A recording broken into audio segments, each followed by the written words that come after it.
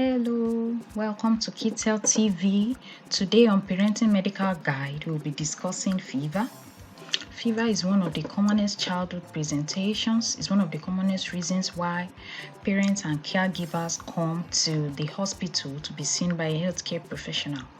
What is fever? Fever is abnormal elevation in body temperature and is taken as temperature above 37.5, especially when the peripheral temperature is the one being measured, which is what we do most often in the home care settings or child care settings outside the hospital setting.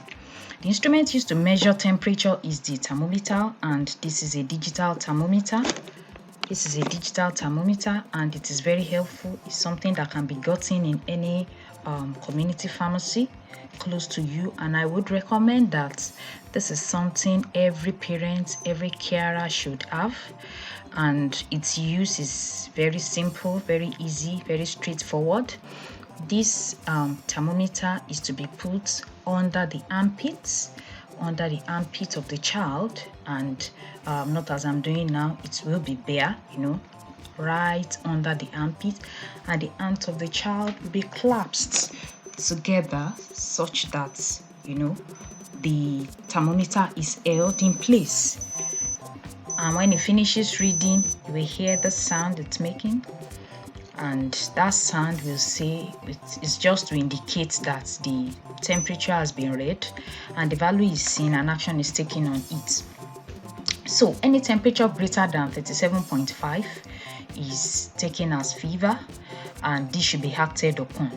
What are the causes of fever? The causes of fever are inexhaustible. They are actually so much. But the interesting thing is that most often in our practice, we realize that many parents, many caregivers, they just make assumptions as to what the cause of fever is, and they attempt to profile several measures, which is one of the things that makes this health education necessary. I would be mentioning some causes of fever, but the take-home message is that when a child in your care has fever, please do not assume a cause. Once you've been able to accurately realize and measure that this is fever, please do take the child to a qualified health professional, a standard hospital where there is a nurse and a medical doctor that is trained to see children, that is trained to assess children, that is trained to identify danger signs, take appropriate measures, and refer if necessary. The causes of fever in the tropics include malaria, and other causes include respiratory tract infections, which is also very common. Every child is entitled to about 4 to 6 episodes in the year, actually, depending on the season, the environment, and other factors. And respiratory tract infections include tonsillitis, that is infection in the throat that may manifest as sore throat, and the child will have very high-grade fever. Also, other forms of respiratory tract infection like infection of the middle ear, which is called otitis media. Common cold also is something that can cause fever in extreme cases, especially when it's been caused by some form of viruses and is presenting in form of a flu. So the other causes of fever include urinary tract infection, and this is often missed. And the danger with urinary tract infection is that if it goes missed, undiagnosed, misdiagnosed, mistreated, it can actually scar the kidneys and actually cause the child permanent kidney damage, especially if it becomes recurrent. So if your child has fever, please seek professional help. Let the correct cause be identified and properly treated to prevent long-term complications. Other causes of fever include pneumonia, which is infection of the lung parenchyma, and of course there will be additional symptoms like cough, and there may even be difficulty with breathing. Other causes of fever include fever plus rash, which may be caused by various viruses, Roseola infantum, measles, varicella, which we call chicken pox. So again, not every fever plus rash is measles, as it is wrongly assumed by many caregivers, and they just say it's measles, and they begin to profile all sorts of home remedies. Please take that child to the hospital. Let the diagnosis be made by a trained health professional so that appropriate treatment can be given. What are the danger signs when a child has fever?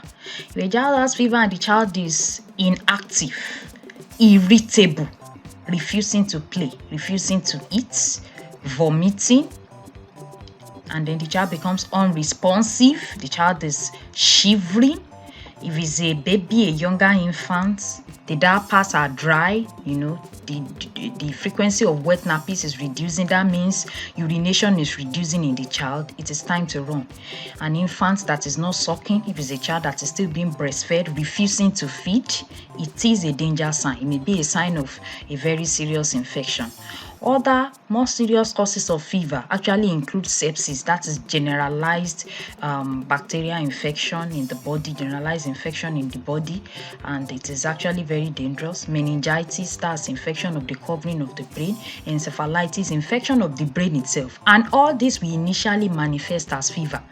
And it may be difficult to differentiate one from the other, especially at the beginning of the illness. So let's, as parents, as caregivers, as people who have responsibility of taking care of children, please, let's do our due diligence. Have your thermometer. When a child is showing signs of being unwell, please objectively measure the temperature. Oftentimes parents come to us and they say, oh, I think the child has had fever for about 6 days. Did you measure the temperature? They say, no, I just felt the body was hot. So what did you do? Oh, I felt it will go. I was just giving paracetamol. Please, even paracetamol has a side effect. So it is not good enough that we just keep giving a medication based on our assumptions without objective evidence. So, as I said earlier, one of the home measures for fever, treating fever, immediate home measures that we can take at home is actually tepid sponging. And what is tepid sponging? Tepid sponging is using a tepid water, meaning warm water. Objectively speaking, tepid water is supposed to be water whose temperature is about 1 degree Celsius below the body temperature of the child you want to tepid sponge. But practically speaking, under the conditions when a child has fever and you actually need to tepid sponge, I know it will be tricky for a parent to take thermometer, measure temperature of water, measure temperature of this. So I will just say that to get the appropriate temperature for tepid sponging, just make it warm water, tepid water, not too hot and not cold water, because cold water is not going to do what we want. What we want to achieve is that by applying the warm water through a wet napkin on the body of the child, the evaporation takes place, and then a bit of cooling follows evaporation, and that brings down the body temperature of the child. Cold water is not going to achieve that, because cold water is going to cause some actions in the blood vessels of the child under the skin, which will worsen shivering, worsen a lot of reactions in the body, and it's not going to give us the result we want. So the water to use is actually tepid water, warm water. You dip a towel in the water, in the tepid water, and then you just dab it on the child of the body, not scrub the child of the body. You dab it on the child of the body, and then you leave it to dry off on its own. Tepid sponging. Also, depending on your location, it's may be helpful at times, especially if you are far from a health facility, or if it will take a while for you to transport your child to a health facility. It may be helpful to give paracetamol syrup, especially if there is a family history of children convulsing when they have fever below the age of 5 in your family, so as to prevent convulsion that will then make everybody run helter-skelter. It may be helpful to give